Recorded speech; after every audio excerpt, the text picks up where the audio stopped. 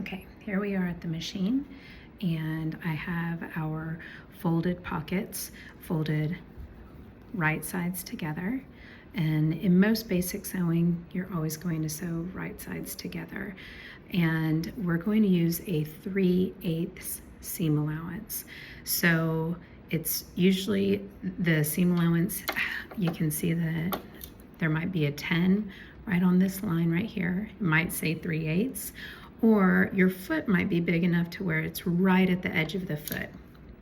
So this doesn't have to be so precise in the 3/8. So if you have to do a little bit less to use your foot as the guide, that's perfectly fine. But definitely you want a straight line, so you want to use 3/8 of an inch or some guide that's going to give you that straight line.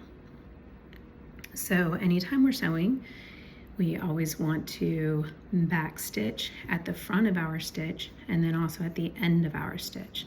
So any machine probably has a back stitch button. You can see it's kind of looks like a U shape with an arrow. Sometimes you have to hold it, sometimes you like have to press and hold to do the stitches. Sometimes you can just press it, do a couple of stitches, and then press it again and it'll be done. So we're going to start off. I'm going to do about 1 to 2 stitches forward, push my back stitch button, and we're going to go back a couple of stitches, and then we're going to stitch on to the end of our pocket. And then I'm going to back stitch again.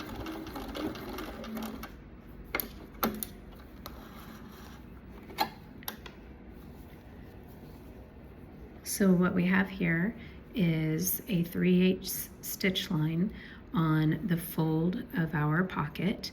I'm going to do it again to this side of our pocket, and then also to the other pocket. We're going to do the same exact thing. So go ahead and do a 3/8 stitch just from that very top edge of your pocket down to the bottom edge of our folded seam right here.